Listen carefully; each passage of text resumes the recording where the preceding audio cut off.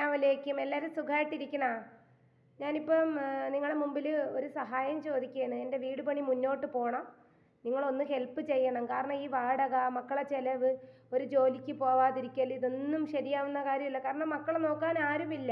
രാവിലെ അവർ 8:20 പോയാൽ 3 മണിക്ക് അവർ തിരിച്ചെത്തും. അപ്പോൾ എനിക്ക് ഈ പൊടിമോനെ ഇതാക്കണം. അപ്പോൾ ഒരു വീടായാലും ഉമ്മാരെയും വാപ്പാരെയും മുമ്പ് നിർത്തിയിട്ട് എനിക്ക് പോവാം. അപ്പോഴും നിങ്ങളെ സഹായം വേണം. കാരണം എന്ന് വെച്ചാൽ ഞാൻ ഡിവോഴ്സായി നിൽക്കുന്നൊരു പെണ്ണാണ്. അത് ഒരുപാട് പേര് എൻ്റെ അടുത്ത് കല്യാണാലോചനയ്ക്ക്, അതൊന്നും വേണ്ട കേട്ടാ. കല്യാണാലോചനയ്ക്ക് നിങ്ങൾ ആരും വിളിക്കണ്ട. എനിക്ക് ഒന്ന് ഹെൽപ്പ് ചെയ്യണം. എന്ന് വെച്ചാൽ എനിക്കൊരു വാർത്ത കട്ട് അകം പൂശി എങ്ങനെയെങ്കിലും അങ്ങ് കയറണം.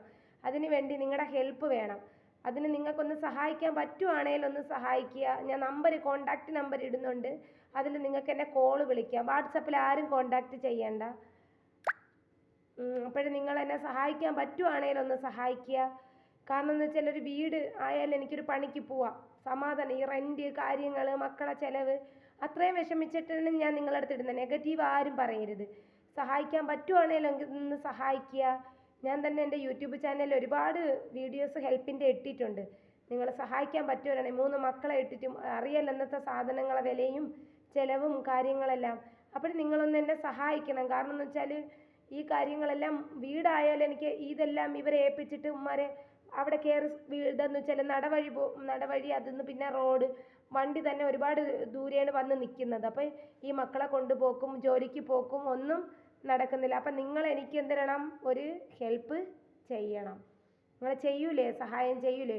ഒരു പെങ്ങളെ സ്ഥാനത്ത് നിന്നിട്ട് കണ്ടിട്ട് പിന്നെ ഒരു കല്യാണമൊന്നും കഴിക്കുന്നില്ല. കാരണം എന്ന് വെച്ചാൽ ഇനിയൊരാളിനെ സ്നേഹിക്കാൻ പറ്റൂല. കാരണം അത്രയ്ക്ക് എൻ്റെ ഭർത്താവിനെ ഞാൻ സ്നേഹിച്ചിരുന്നു.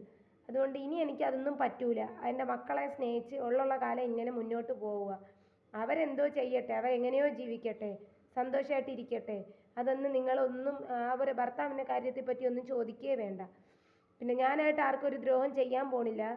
അതുകൊണ്ട് നിങ്ങൾ എനിക്കൊരു സഹായം ചെയ്യണം. വീടിൻ്റെ ആവശ്യം, എനിക്ക് സഹായം ചെയ്യണം നിങ്ങൾ. കാരണം എന്ന് വെച്ചാൽ ചെറിയ എമൗണ്ട് ആണെങ്കിൽ എല്ലാവരും കൂടെ ആകുമ്പോൾ 50 രൂപയായാലും 100 രൂപയായാലും എല്ലാവരും കൂടെ ആകുമ്പോഴത്തേക്ക് എൻ്റെ വീട് ഒരു അൽഹംദുലില്ലാ ഒരു ഘട്ട എത്തും. അറിയില്ല, ഒരു രണ്ടാമത്തെ മോനെ ആരെ ഏൽപ്പിച്ചിട്ട് പോകാൻ പറ്റൂല. ഇളയ മോനെന്നാൽ കുറേ കൂടെ ഇതുണ്ട്. രണ്ടാമത്തെ മോനെന്ന് പറഞ്ഞാൽ കരച്ചിലാണ് 24 മണിക്കൂറും. സ്കൂളിൽ തന്നെ പോകാൻ രാവിലെ എന്ത് കഷ്ടപ്പെട്ടിട്ടാണെന്നറിയാമോ? ഒരു വിധത്തിൽ സ്കൂളിൽ പോകില്ല. ഇന്നലെയും പോയി, ഇന്നും പോയി എന്നും പറഞ്ഞിട്ട് ബഹളം വയ്ക്കുന്നത്. പിന്നെ എന്തരായാലും എനിക്ക് ഈ 3 മക്കളെ കൈപിടിച്ച് നിർത്തിയേ പറ്റൂ. കാരണം ആരുമില്ല, ഒരു വരുമാനമേ ഇല്ല. അപ്പം എനിക്ക് ഒരു ജോലിക്ക് ഇറങ്ങി പോകണം ഇവരെ വയറ് വീക്കാൻ.